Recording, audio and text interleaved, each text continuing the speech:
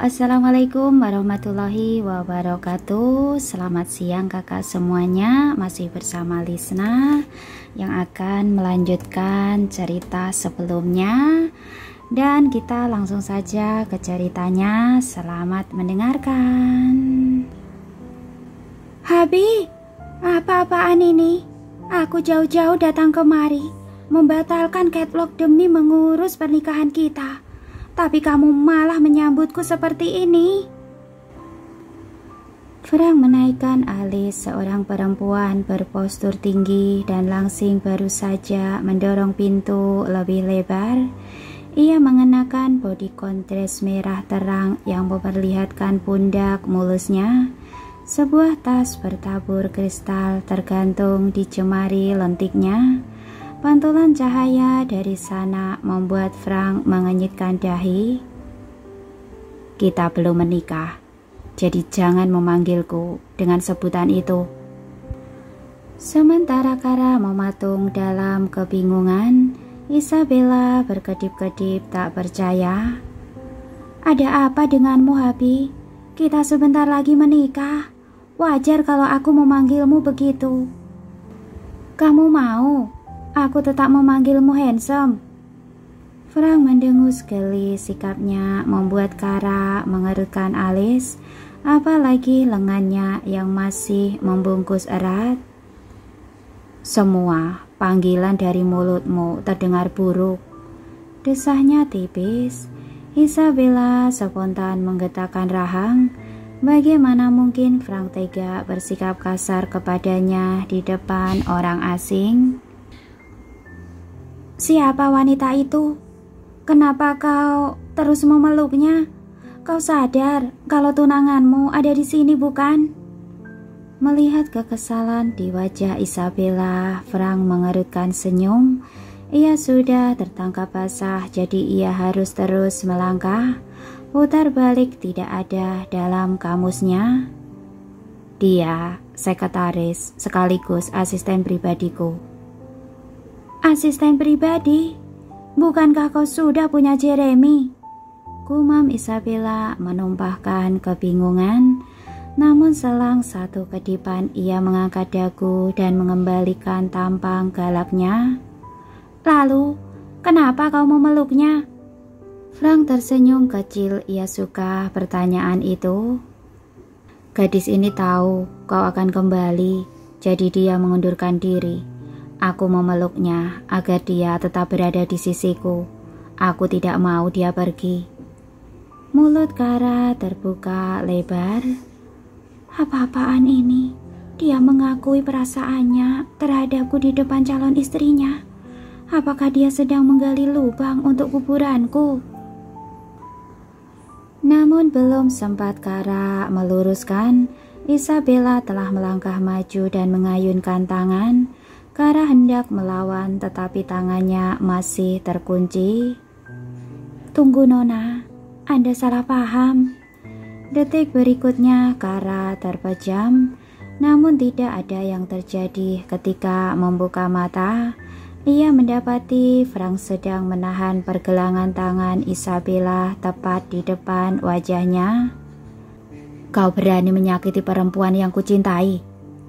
Jantung Kara seketika meletup.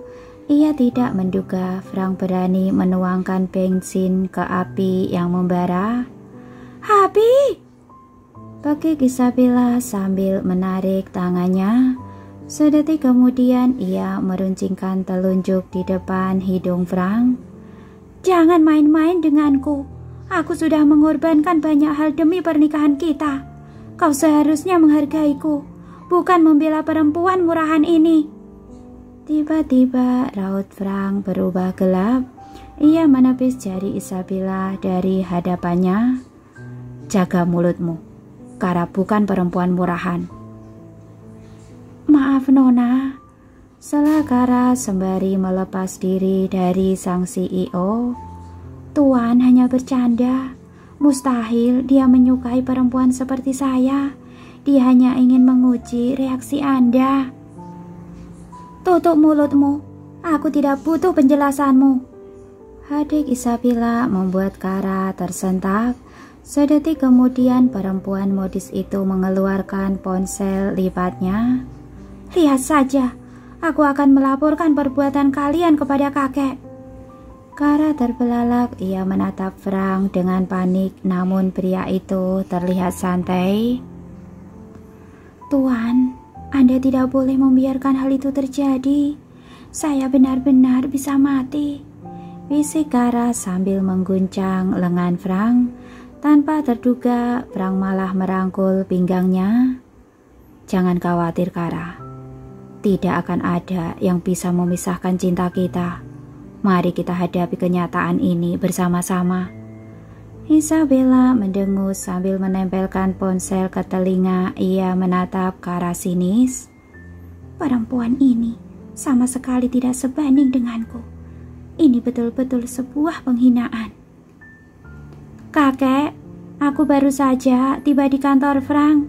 Cucu kesayanganmu ternyata sedang bermesraan dengan sekretarisnya. Bagaimana mungkin aku bisa melanjutkan perjodohan ini?" Rowan seperti membicarakan sesuatu di seberang sana. Sudut bibir Isabella berkedut naik mendengarnya. "Baiklah kakek, aku akan bersabar. Kuharap rencanamu berjalan lancar." Nafas Kara tersekat, ia tidak sanggup membayangkan kemalangan apa yang menantinya. "Habi, aku mengerti kalau kau bosan menjalani hubungan jarak jauh. Tapi, tidak bisakah kau mencari yang lebih berkelas dari perempuan ini?" Sindir Isabella seraya memasukkan ponsel ke dalam tas mewahnya. "Buka matamu, Frank. Apa nilai plus darinya? Tidak ada. Mode pakaian yang dikenakannya saja sudah tertinggal 5 tahun lalu. Lalu sepatu itu, astaga, sepatu pelayanku saja lebih keren dari itu." Kara tertunjuk memeriksa penampilannya. Ia setuju dirinya dengan Isabella bagaikan perumahan kumuh dan apartemen mewah. "Begitukah? Tapi performanya di ranjangku tidak perlu diragukan. Dia sangat lembut dan hangat." Kara terengah-engah. Frank benar-benar sudah gila. "Itu tidak benar. Saya bahkan tidak pernah naik ke tempat tidurnya." Kara menggeleng cepat. "Iya, Kara memang belum pernah naik ke ranjangku. Akulah yang menggendongnya ke sana agar kami bisa menghabiskan malam bersama." Isabella mendesah, tak percaya harga dirinya terluka. Sebelum berangkat ke Eropa, ia beberapa kali membujuk Frank, berharap agar hal itu bisa mengukuhkan pertunangan mereka yang hambar. Namun pria itu selalu menolak. Sekarang laki-laki itu sudah melakukannya dengan seorang perempuan dari kelas rendah. Isabella tidak bisa lagi menahan decak kesalnya. "Lihat saja, Habi, kau akan menyesal telah berkhianat dariku." Alih-alih ciut, Frank malah menanggapinya ringan. "Aku tidak pernah menjanjikan apapun kepadamu. Bagaimana mungkin aku berkhianat?" Air mata Isabella nyaris tumpah, sama seperti luapan emosi yang hampir meledakkan dada. "Tapi kita ini tunangan. Kau tidak boleh mencintai perempuan lain selain aku. Itu berkhianat namanya." Sekali lagi Frank mengerucutkan bibir dan menggeleng malas. "Sudah bertahun-tahun aku mencoba untuk mencintaimu. Tapi rasa itu tak pernah datang. Sekarang aku lelah. Mari kita sudahi saja hubungan yang penuh dengan kepalsuan ini." "Tapi aku mencintaimu." "Tidak, kau hanya mencintai harta dan tahta yang kumiliki. Kau menyetujui perjodohan kita demi memperkuat bisnis keluargamu dan menjadi seorang ratu." Isabella mendengus cepat, kemudian tawa datar lolos dari bibirnya. "Lantas, apa kau tidak mau menjadi seorang raja? Menurutmu, kau bisa mempertahankan semua yang kau punya dengan wanita murahan itu di sisimu? Tiba-tiba ia mengelus wajah Frank dengan punggung tangannya, mengabaikan Kara yang menyaksikan obrolan mereka tanpa berkedip. Ayolah Abi, belum terlambat untuk memperbaiki keadaan. Bersama-sama kita bisa mengabadikan kesuksesan. Kau meremehkanku rupanya. Frank memundurkan kepala dan menurunkan sebelah alis. Menurutmu, aku tidak bisa bertahan tanpa campur tangan keluargamu. Raut wajah Isabella seketika berubah datar. Ia lupa bahwa dirinya dan Frank memiliki sifat yang serupa. Mereka sama-sama tidak suka penghinaan. Bukan begitu, Habi. Tuturnya mendadak manis. Aku hanya ingin mengingatkan bahwa aku adalah pilihan jauh lebih baik dari perempuan culun ini. Frank tiba-tiba meraih pundak Kara dan menariknya lebih dekat. Justru dengan kemampuan dan kecerdasan Kara, aku yakin perusahaanku bisa lebih maju. Selain itu, dia juga bisa memberikan anak-anak yang jenius untukku, sesuatu yang kemungkinan besar tidak bisa kau wujudkan. Bibir Isabella kembali terkatup erat, hidungnya kembang kempis mengimbangi sesak. Kau sungguh lebih memilih perempuan itu? Tentu saja. Tawa sinis sang model kembali terumbar. Baiklah, jangan salahkan aku. Kalau sesuatu yang buruk terjadi pada kalian berdua, aku sudah mengingatkan baik-baik. Tapi kalau kau mau berubah, masih ada sisa waktu, Habi. Berpikirlah dengan bijak. Jangan biarkan perempuan licik ini mencuci otakmu. Setelah menarik nafas dalam-dalam, Isabella menerbitkan senyum licik di wajahnya. Vidi, seorang laki-laki bertumbuh kembal yang mengenakan topi bulat melangkah masuk. Serahkan semua uang dalam dompetmu. Isabella menengadahkan tangan. Sesaat kemudian segebek uang mendarat dalam genggamannya. Terima kasih telah menghibur tunanganku selama aku tidak ada. Sekarang karena aku sudah kembali, kau harus sadar diri. Ini, terimalah bayaranmu dan menjauhlah. Isabella melemparkan uang ke wajah Kara. Gadis malang itu hanya bisa terkesiap. Matanya bergetar menatap kepergian sang model papan atas. Semua masih terasa seperti mimpi buruk baginya. Sekarang, haruskah kita merayakan hari jadi kita? Ledek Frank seraya tersenyum miring. Kara pun mengerjap, masih dengan raut kaget ia menoleh ke arah Frank. Apa kau senang? Kau puas? Sudah menjerumuskanku ke dalam jurang. Frank memasukkan tangan ke dalam saku dan menggeleng. Aku bukan menjebak, tapi menyelamatkanmu. Lebih tepatnya, kita berdua bisa saling mengandalkan. Kau membunuhku. Simpul Kara lirih, ia benar-benar letih. Posisinya semakin terancam sekarang. Sebelumnya ia bermaksud untuk membuktikan bahwa dirinya bisa menghilang dan tidak ikut campur dalam kehidupan Frank lagi. Rohan mungkin bisa membiarkannya lolos atau bahkan mendukung kepergiannya. Namun sekarang pria tua itu tidak mungkin memberinya kemudahan. Kara sudah dianggap musuh yang harus segera dibinasakan. Baiklah, biar kuralat. Kita bisa saling memanfaatkan. Aku bisa melindungimu. Dan kau. Frank tiba-tiba mendekat ke telinga Kara. Bisa membantuku menghindar dari perjodohan. Berpura-puralah menjadi kekasihku.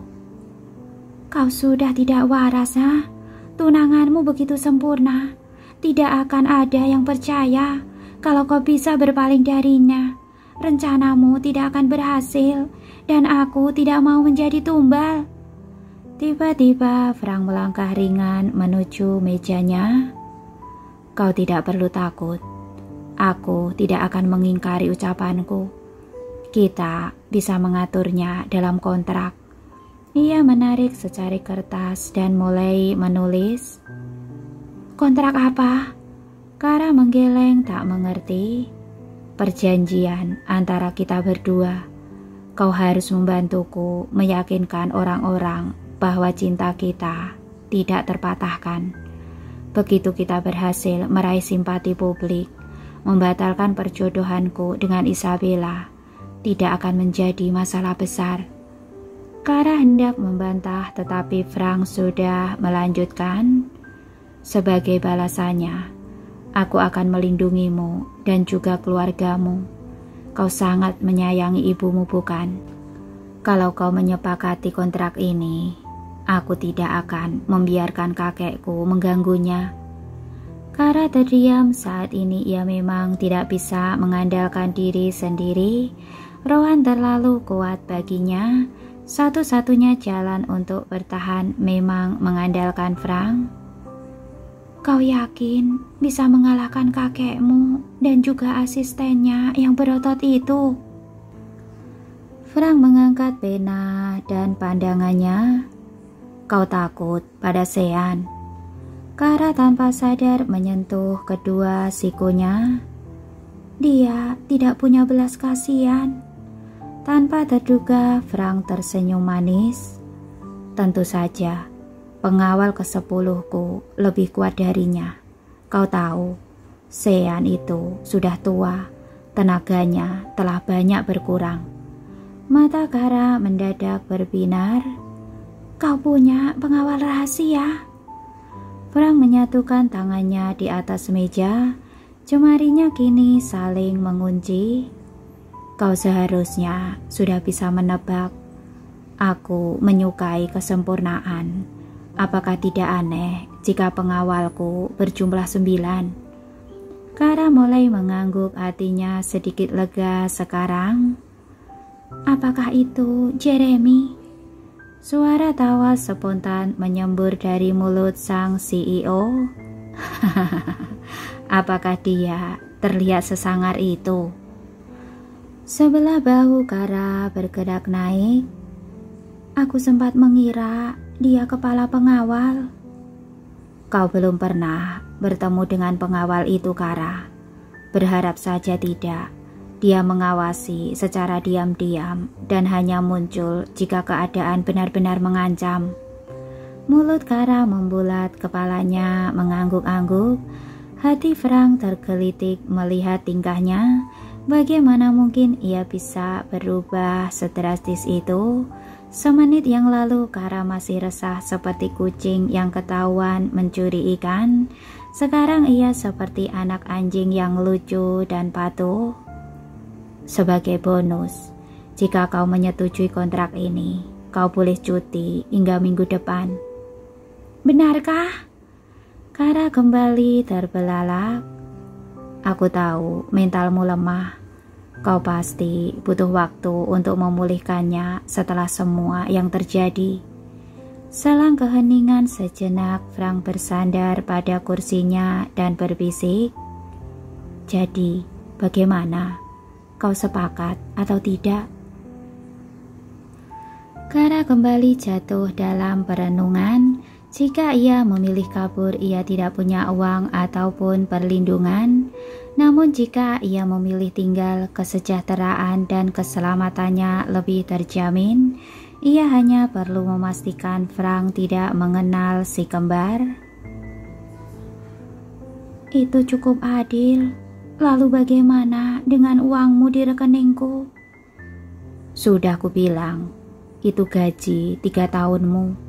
Karena itu, bekerjalah dengan benar, patuhi semua aturan, dan ingat, Frank mengacungkan pena. Selama bekerja denganku, kau harus menjaga jarak dengan pria lain. Kau tidak boleh menggoda mereka, apalagi pergi berdua, termasuk makan bersama. Raut Clara kembali kusut mendengar larangan itu. Sebelum Frank menuangkan poin terakhir ke dalam surat, ia merebut pena lalu menandatangani kertas. Kau tidak berhak mengatur kehidupan pribadiku. Kesepakatan kita cukup dalam hal pekerjaan. Tapi kau harus berperan sebagai kekasihku. Bagaimana kau bisa merebut simpati publik kalau kau bertingkah genit? Kara meringis. Justru itu, aku harus mempertahankan citra diriku sebagai sekretaris yang baik dan sempurna. Aku harus tampil sebagai perempuan yang sulit kau dapatkan, sehingga kau rela meninggalkan seorang model papan atas. Frank diam-diam terkesima dengan kepercayaan diri Kara. Bukankah 3 menit yang lalu kau bilang Isabella terlalu sempurna untuk bisa kau kalahkan? Tidak akan ada yang percaya kalau kau bisa merebut hatiku. Kara mengerjat tetapi ekspresinya tidak berubah. Itu sebelum aku menandatangani kontrak. Sekarang karena situasi menuntut begitu, aku harus bisa. Bagus, desah Frank sebelum menoleh ke arah pintu yang masih terbuka lebar. Jeremy, ambilkan kotak yang ada di pantry. Kara menaikkan alis, ia bertanya-tanya apa lagi yang direncanakan oleh sang CEO. Ketika Jeremy masuk dan memberikan kotak itu kepadanya, ia tidak bisa lagi menahan tanya. Apa ini? Tanda mata dari seorang klien. Karena aku tidak suka coklat, lebih baik kujadikan itu sebagai hadiah atas hari jadi kita. Jeremy sontak mengulum senyum sedangkan Kara mengenyitkan dahi. Tolong berhentilah mengatakan itu. Kau harus terbiasa, Kara. Sekarang pulanglah dan istirahat. Jangan sampai aku berubah pikiran. Selang satu helaan nafas, Kara pun menegakkan badan. Semangatnya kembali mencapai titik puncak. Baiklah, terima kasih Tuan Muda Harper. Aku akan kembali lagi hari Senin. Kuharap kerjasama kita bisa berjalan lancar. Sedetik kemudian ia keluar tanpa menoleh ke belakang. Jeremy mengamati punggungnya dengan tatapan terkesima. Kenapa Anda tidak jujur saja, Tuan? Kara pasti tersentuh kalau tahu coklat itu Anda belikan khusus untuknya. Kau masih bisa meledekku di situasi genting seperti ini. Mendengar nada serius itu, Jeremy menoleh. Ekspresi Frank ternyata sudah berubah kaku. Maaf Tuan, kakekku tidak mungkin tinggal diam setelah laporan Isabella tadi. Mulai detik ini, terus awasi Kara.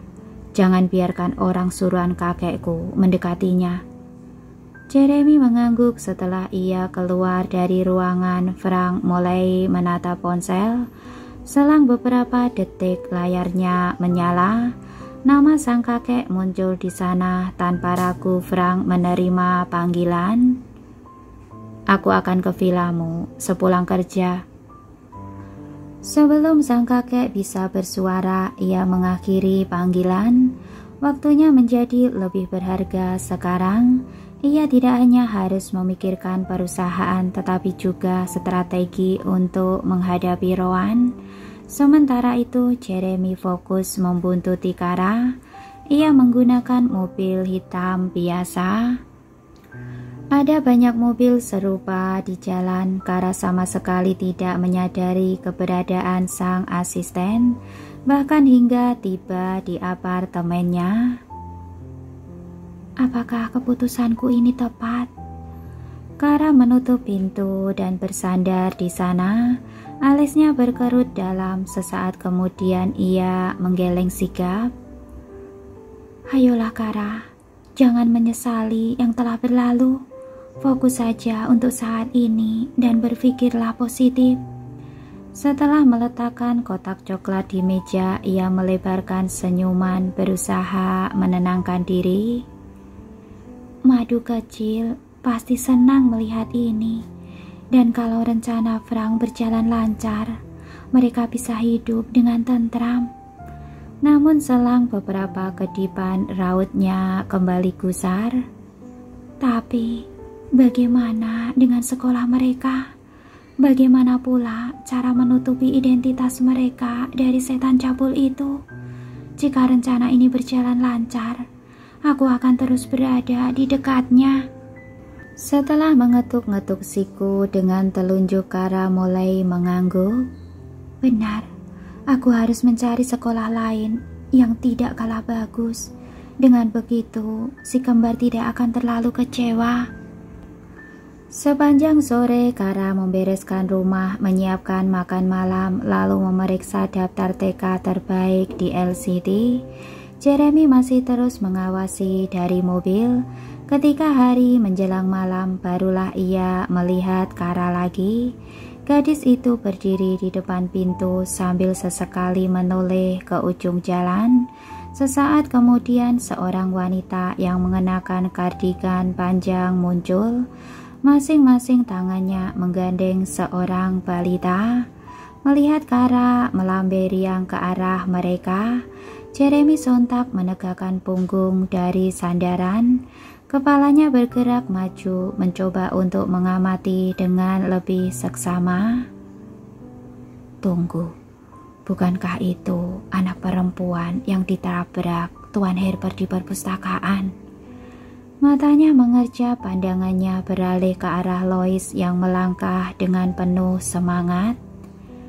Dan itu, bukankah itu bocah laki-laki yang dicurigai oleh Tuan? Melihat bagaimana anak-anak lucu itu berlari memeluk Kara, Jeremy mendesah tak percaya. Kecurigaannya terjawab sudah. Semesta pasti menakdirkan mereka untuk berkumpul lagi. Hidup memang penuh dengan kejutan dan pertemuan yang tak terduga. Sementara Jeremy menaikkan sudut bibir, Kara menggandeng si kembar untuk masuk ke apartemen. Saat itulah matanya tak sengaja tertuju ke arah mobil. Jeremy cepat-cepat bersandar lagi sambil merenungi keajaiban takdir. Ia mengamati Kara yang terus berjalan tanpa raut curiga.